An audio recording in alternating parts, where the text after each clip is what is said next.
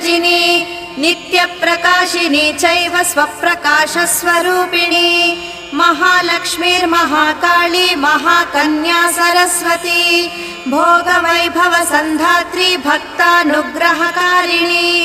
ईशावास्या महामाया महादेवी महेश्वरी हृल्लेखा परमाशक्तिर्मातृका बीजरूपिणी नित्यानन्दा नित्यबोधा नादिनी जनमोदिनी सत्यप्रत्ययनी चैव स्वप्रकाशात्मरूपिणी त्रिपुरा भैरवी विद्या हंसा वागीश्वरी शिवा वाग्देवी च महारात्री कालरात्रिस्त्रिलोचना भद्रकाली कराळी च महाकाली तिलोत्तमा काली कराळवक्त्रान्त कामाक्षी कामदा शुभा चण्डिका चण्डरूपेशा चामुण्डा चक्रधारिणी त्रैलो